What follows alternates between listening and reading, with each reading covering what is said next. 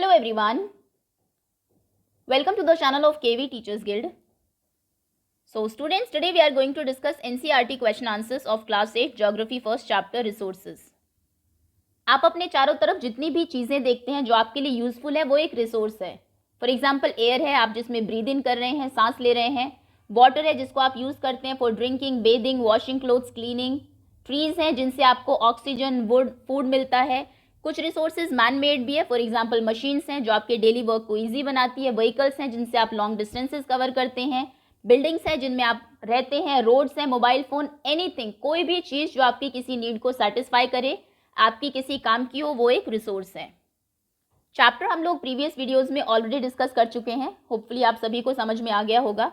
अभी आपकी बुक में जो क्वेश्चंस गिवन है उनके पॉसिबल आंसर्स हम लोग डिस्कस करेंगे. So the first question is, why are resources distributed unequally over the earth? अर्थ के ऊपर रिसोर्सेज अनइक्वली क्यों डिस्ट्रीब्यूटेड है? कहीं पर ज़्यादा रिसोर्सेज है, कहीं पर कम है. So answer will be the distribution of natural resources depends on factors like terrain, climate and altitude. किस टाइप के रिसोर्सेज होंगे वो कुछ फैक्टर्स पर डिपेंड करता है. फॉर एग्जाम्पल टेरेन बोलते हैं हम, टाइप ऑफ लैंड कैसी है वहाँ पर. क्लाइमेट, वेदर कंडीशंस कैसी हैं. एंड ऑल्टीट्यूड, वो कितनी हाइट पर लोकेटेड है प्लेस.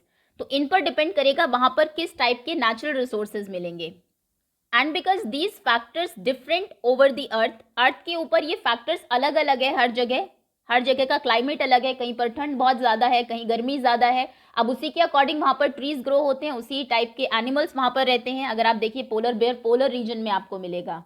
कैमल आपको डेजर्टिक एरियाज में मिलेगा क्योंकि वही वेदर कंडीशंस उन्हें सूट कर रही है. सो ये चीज़ें डिफरेंट है ओवर द अर्थ, यही रीज़न है. And so the distribution of resources are unequal, इसलिए रिसोर्सेज का डिस्ट्रीब्यूशन अनइक्वल है. Second question is, what is resource conservation? Resource conservation क्या है? कंजर्वेशन वर्ड बना है कंजर्व से. कंजर्व करना यानी कि वेस्ट होने से बचाना. सो यूजिंग रिसोर्सेज केयरफुली, बहुत ध्यान से रिसोर्सेज को यूज़ करना. And giving them time to get renewed, और उन्हें इतना टाइम देना कि वो रिन्यू हो सके. उनको ओवर यूज ना करना इज रिसोर्स कंजर्वेशन. यही रिसोर्स कंजर्वेशन है. ऐसे ही हम रिसोर्सेज को कंजर्व कर सकते हैं. Third question is, why are human resources important? Human को एक रिसोर्स माना गया है. अभी ह्यूमन रिसोर्सेज इंपॉर्टेंट क्यों हैं? Human resources are important because they make the best use of nature to create more resources. Nature की चीज़ों को यूज़ करके उसे रिसोर्स कौन बनाता है? Human being. एक एग्जाम्पल आपको आपकी बुक में दिया है.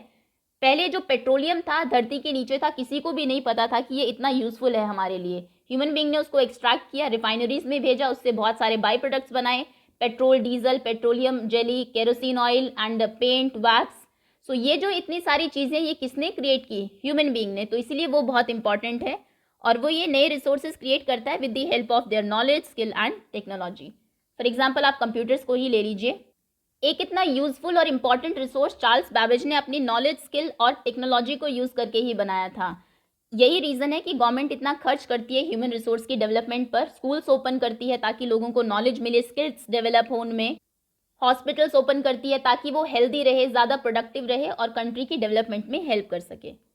Fourth question is, what is sustainable development? Sustainable development क्या है? Sustainable development is the careful utilization of resources. Resources को यूज़ करना बहुत carefully. That help to meet the requirements of the present, और इस तरीके से यूज़ करना कि प्रेजेंट जनरेशन की जो रिक्वायरमेंट्स हैं, जो ज़रूरतें हैं, वो तो पूरी हो ही साथ ही साथ. And also take care of the development for future generations. Future generation की डेवलपमेंट को भी आपको ध्यान में रखना है जब आप चीज़ों को यूज़ कर रहे हैं. तो डेवलपमेंट तो हमें करनी है, विकास करना है, लेकिन सस्टेनेबली करना है. ऐसा नहीं कि जितने भी रिसोर्सेज हैं उनको अभी आप यूज़ कर ले. रिसोर्सेज के ओवर यूज से एक तो पोल्यूशन भी होता है एनवायरमेंट में, प्लस वो फ्यूचर जनरेशन के लिए बचेंगे ही नहीं क्योंकि उनका लिमिटेड स्टॉक है और वो नॉन रिन्यूएबल रिसोर्सेज है जिनको बनने में 1000 ऑफ ईयर्स लग जाते हैं. Okay, next question. Take the correct answer. Next कुछ मल्टीपल चॉइस क्वेश्चंस हैं, आपको करेक्ट ऑप्शन चूज करना है. First is, which one of the following does not make substance a resource? इनमें से कौन सी चीज़ किसी सब्सटेंस को रिसोर्स नहीं बनाती है? First is utility. यूटिलिटी यानी कि यूजफुलनेस. तो कोई भी सब्सटेंस आपके लिए यूजफुल है, उसका कोई काम है, तभी वो रिसोर्स बनता है. Next is value. जो चीज़ यूजफुल है वो ऑब्वियसली उसकी कोई ना कोई वैल्यू होगी, आपको फ्री में नहीं मिलेगी. सो वैल्यूएबल चीज़ें ही रिसोर्स बनती है. Third one is quantity. Quantity का कोई रोल नहीं है किसी सब्सटेंस को रिसोर्स बनाने में। जस्ट बिकॉज कोई चीज़ बहुत ज़्यादा है आपके पास क्वांटिटी में इसलिए वो रिसोर्स है, कम है तो वो रिसोर्स नहीं है, ऐसा कुछ नहीं है। इनफैक्ट इसका उल्टा है, जो चीज़ें कम है उन्हें हम ज़्यादा इंपॉर्टेंट रिसोर्स मानते हैं। तो यानी कि थर्ड ऑप्शन करेक्ट है, quantity does not make substance a resource. Second question is which one of the following is a human made resource. इनमें से कौन सा ह्यूमन मेड रिसोर्स है? Medicine to treat cancer, spring water, tropical forest. Tropical forest, tropical areas में जो trees हैं वो हमने ग्रो नहीं किए हैं, नेचुरली ग्रो हुए हैं over a period of time. Next है स्प्रिंग वाटर, स्प्रिंग झरनों में जो पानी है वो भी ह्यूमन बीइंग ने नहीं वहाँ पर स्टैब्लिश किया है।